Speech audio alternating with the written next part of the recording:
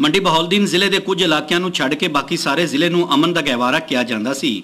ਪਰ ਅੱਜਕੱਲ ਜ਼ਿਲ੍ਹੇ ਭਰ ਦੇ ਹਰ ਛੋਟੇ ਵੱਡੇ ਇਲਾਕੇ ਵਿੱਚ ਚੋਰੀ, ਡਕੈਤੀ ਤੇ ਕਤਲੋ-ਗਾਰਤ ਦਾ ਸਿਲਸਿਲਾ ਜਾਰੀ ਹੈ ਤੇ ਪੁਲਿਸ ਇਹਨਾਂ ਵਾਰਦਾਤਾਂ ਨੂੰ ਰੋਕਣ ਵਿੱਚ ਮੁਕੰਮਲ ਤੌਰ ਤੇ ਨਾਕਾਮ ਨਜ਼ਰ ਆ ਰਹੀ ਹੈ। ਜੂਨ ਦੇ ਪਹਿਲੇ 2 ਹਫ਼ਤਿਆਂ 'ਚ ਜ਼ਿਲ੍ਹਾ ਭਰ ਵਿੱਚ ਚੋਰੀ, ਡਕੈਤੀ, ਰਾਹਜ਼ਨੀ ਤੇ ਕਤਲ ਦੀਆਂ ਦਰਜਨਾਂ ਰਜਿਸਟਰਡ ਤੇ ਨਾਨ ਰਜਿਸਟਰਡ ਵਾਰਦਾਤਾਂ ਹੋਈਆਂ ਨੇ, ਜੋ ਕਿ ਪੁਲਿਸ ਦੀ ਨਾਕਾਮੀ ਦਾ ਮੂੰਹ ਬੋਲਦਾ ਸਬੂਤ ਹੈ। ਜ਼ਿਲ੍ਹੇ ਦੇ ਮੁxtਲਿਫ ਇਲਾਕਿਆਂ 'ਚ ਚੋਰੀ, ਡਕੈਤੀ ਤੇ ਇੱਕਾ ਦੁੱਕਾ ਕਤਲ ਦਾ ਸਿਲਸਿਲਾ ਤੇ ਰੋਜ਼ਾਨਾ ਜਾਰੀ ਰਹਿੰਦਾ ਹੈ। ਪਰ ਚੰਦ ਦਿਨਾਂ ਦੇ ਅੰਦਰ ਮੰਡੀ ਬਹਾਉਲਦੀਨ ਸ਼ਹਿਰ ਤੇ ਆਲੇ ਦੁਆਲੇ ਹੋਣ ਵਾਲੀਆਂ ਚੰਦ ਵੱਡੀਆਂ ਵਾਰਦਾਤਾਂ ਨੇ ਲੋਕਾਂ ਨੂੰ ਹਿਲਾ ਕੇ ਰੱਖ ਦਿੱਤਾ ਹੈ।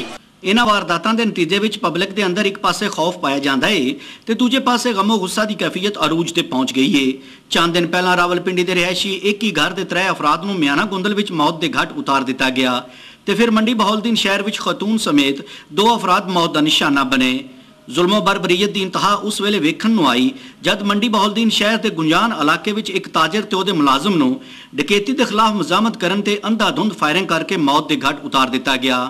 ਇਸ ਅਫਸੋਸਨਾਕ ਵਾक़ੇ ਦੇ ਮੁਲਜ਼ਮਾਨ ਨੂੰ ਪਕੜਨ ਦੀ ਬਜਾਏ ਪੁਲਿਸ ਨੇ ਇਸ ਕੇਸ ਨੂੰ ਡਕੈਤੀ ਦੀ ਬਜਾਏ ਜ਼ਾਤੀ ਦੁਸ਼ਮਣੀ ਦਾ ਨਤੀਜਾ ਕਰਾਰ ਦੇ ਦਿੱਤਾ, ਜਿਹਦੇ ਤੇ ਸ਼ਹਿਰੀ ਬਿਫਰ ਗਏ ਤੇ ਉਹਨਾਂ ਨੇ ਲਾਸ਼ਾਂ ਸੜਕ ਤੇ ਰੱਖ ਕੇ ਇਤਜਾਜ ਕੀਤਾ। ਪੁਲਿਸ ਦੇ ਖਿਲਾਫ ਨਾਰਾਬਾਜ਼ੀ ਕੀਤੀ, ਸ਼ਟਰ ਡਾਊਨ ਹੜਤਾਲ ਕੀਤੀ ਗਈ ਤੇ ਪੁਲਿਸ ਦੇ ਰਵੱਈਏ ਦੇ ਖਿਲਾਫ ਅੰਜਮਨੇ ਤਾਜਰਾਨ ਦੀ ਤਰਫੋਂ ਇਤਜਾਜੀ ਕੈਂਪ ਵੀ ਲਾਇਆ ਗਿਆ।